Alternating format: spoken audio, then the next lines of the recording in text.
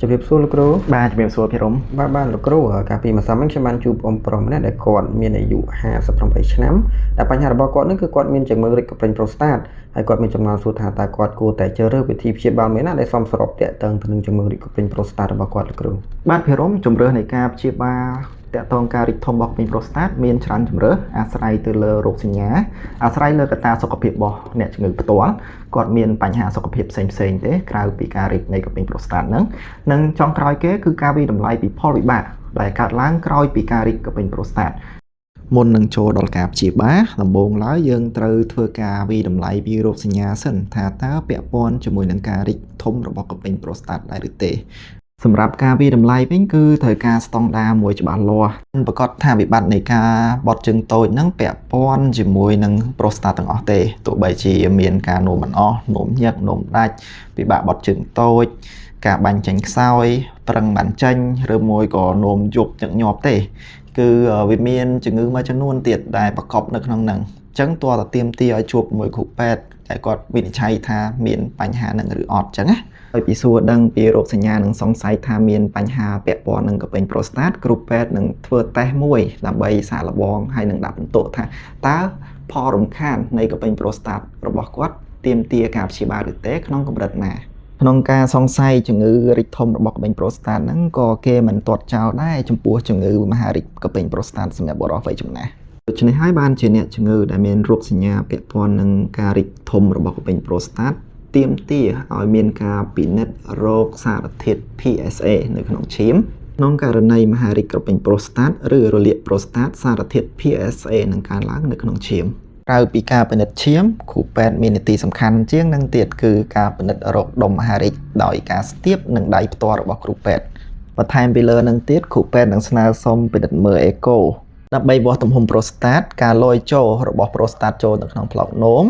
ការវាស់ទឹកនោមក្រោយពីបត់ជើងតូចរួចទន្ទឹមគ្នានឹងការពិនិត្យអេកូការវាស់ចង្វាក់ទឹកនោមដោយម៉ាស៊ីនកុំព្យូទ័រមានសារៈសំខាន់ដែលអាចដឹងអំពីល្បឿននៃការបាញ់ចេញរយៈពេលនៃការនោមនិងប្រភេទផ្សេងៗនៃក្រាហ្វិកពាក់ព័ន្ធទៅនឹង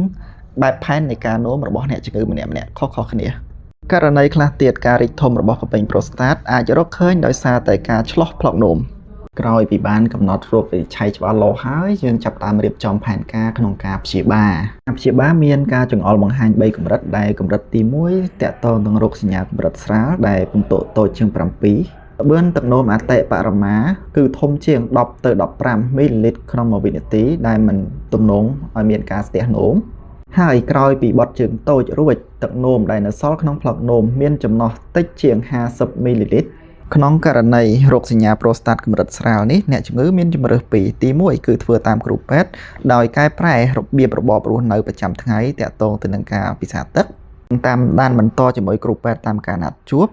ឬសម្រាប់ចិត្តប្រើប្រាស់ថ្នាំដើម្បីបន្ថយភាពរំខានតាមវិជ្ជាបញ្ជាសម្រាប់អ្នកជំងឺដែលមានរោគសញ្ញាកម្រិតមធ្យមឬធ្ងន់ធ្ងរទាមទារឲ្យមានការព្យាបាលដោយកម្លាំងអតិបរមានៃចរន្តនៃការបាញ់ចេញរបស់ទឹកនោមរបស់គាត់តូចជាង10ទៅ15មីលីលីត្រក្នុង1វិនាទីដែលទំនងនឹងឈានទៅរកការស្ទះនោមនៅពេលអនាគតមានទឹកនោមសល់ច្រើននៅក្នុងផ្លោកនោមអញ្ចឹងការព្យាបាលរបស់គាត់ហ្នឹងមាន2យ៉ាងទី1គឺគាត់បន្តពិសាថ្នាំក្នុងរយៈពេលយូ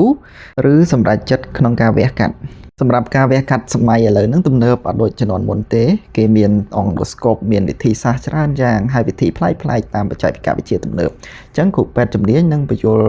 បងប្អូនអំពីផលរំខានផ្សេងៗគ្នាទាក់ទងទៅនឹងវិធីសាស្ត្រនីមួយៗហើយនឹងសុវត្ថិភាពសម្រាប់បងប្អូនយើងមិនអាចនិយាយថាការវះកាត់ល្អជាងឬការប្រើប្រាស់ថ្នាំល្អជាងទេអ្នកខ្លះទៀតគាត់មានផលវិបាកក្នុងការប្រើថ្នាំគាត់ប្រើថ្នាំអត់កើតដោយសារ side effect ថ្នាំឬប្រតិកម្មថ្នាំអញ្ចឹងណាអញ្ចឹងគាត់អត់អាចប្រើថ្នាំបានអញ្ចឹងវិធីដែលល្អសម្រាប់គាត់មានតែការវះកាត់សម្រាប់អ្នកខ្លះទៀតបញ្ហាសុខភាពគាត់មិនអាចធ្វើការវះកាត់បានអញ្ចឹងជម្រើសល្អរបស់គាត់គឺការប្រើប្រាស់ថ្នាំប្រចាំថ្ងៃគោលបំណងនៃការព្យាបាលកពេញប្រូស្តាតរីកធំមិនថាការលេបថ្នាំការវះកាត់ឬក៏ការកោសប្រូស្តាតដោយអង់ដូស្កូបហ្នឹងគឺដើម្បីរំដោះទឹកនោមដែលស្ទះចេញពីផ្លោកនោមធ្វើឲ្យអ្នកជំងឺមានការនោមស្រួលជាងមុនមានគុណភាពនៃការរស់នៅល្អប្រសើរជាងមុនកាត់បន្ថយគ្រោះថ្នាក់ដែលបង្កឡើងដោយការរីកធំរបស់កពេញប្រូស្តាតដែលមានរយៈពេលយូរដែលធ្វើឲ្យសាច់ផ្លោកនោមមានការខ្សោយពិបាកក្នុងការច្របាច់ ទឹកនោមចេញ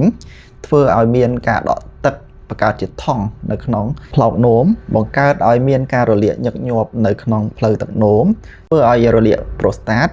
ឬធ្វើឲ្យមានមេរោគចូលទៅក្នុងឈាមការធ្វើឲ្យមានការស្ទះទឹកនោមនិងចោលទឹកនោមច្រាលឡើងទៅលើតម្រងនោមវិញធ្វើឲ្យមានការដកទឹកលើតម្រងនោមឬធ្វើឲ្យខូចតម្រងនោមដែលយើងនិយមហៅថាខ្សោយតម្រងនោម